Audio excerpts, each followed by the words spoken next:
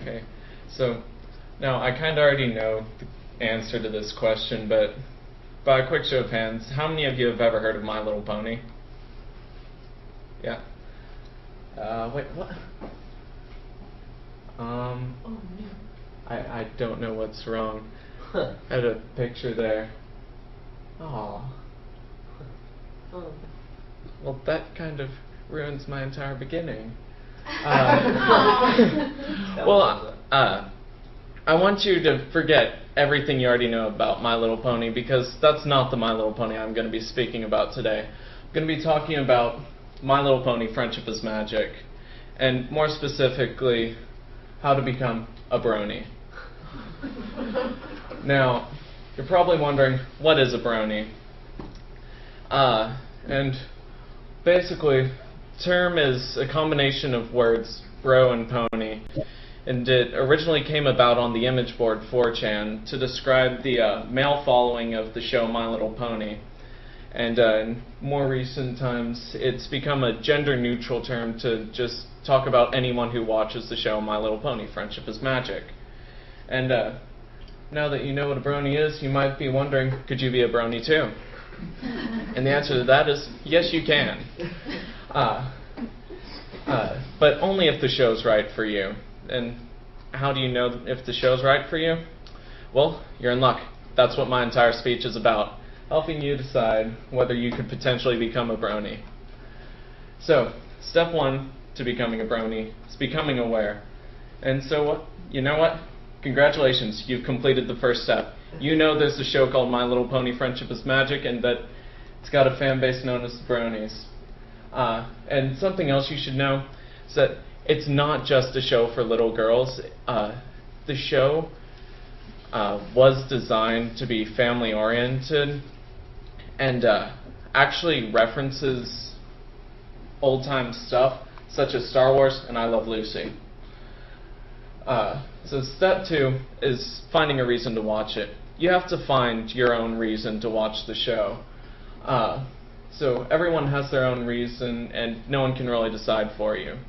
Now, a lot of people have actually started watching the show because of its lead producer. Her name is Lauren Faust. Now, while the name might not mean much to you, you are probably familiar with work she's done. How many of you have ever heard of Foster's Home for Imaginary Friends? And how about the Powerpuff Girls? Yeah, thought so.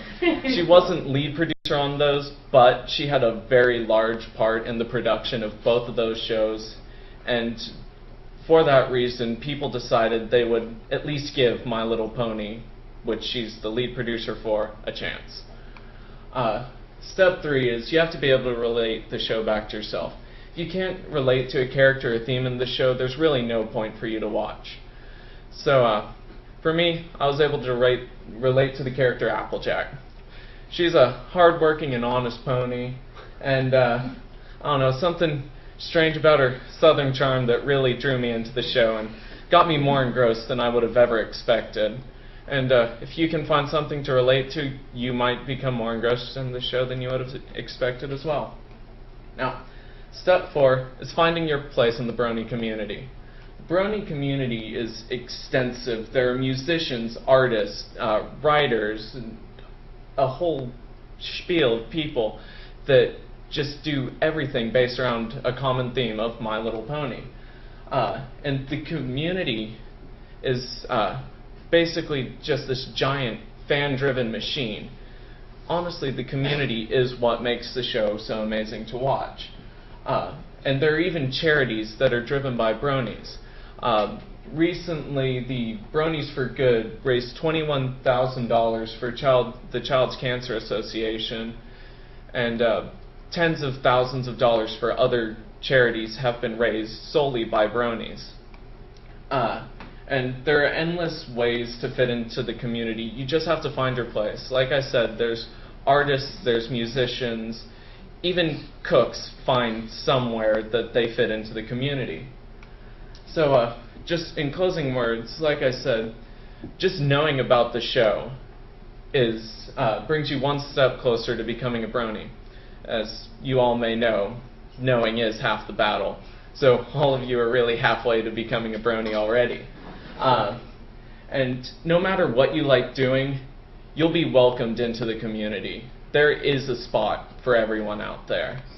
And ultimately, the final decision is yours, and you just have to give the show a chance. And if you give it a chance and find it's not right for you, that's okay. We'll accept you too. And that's it.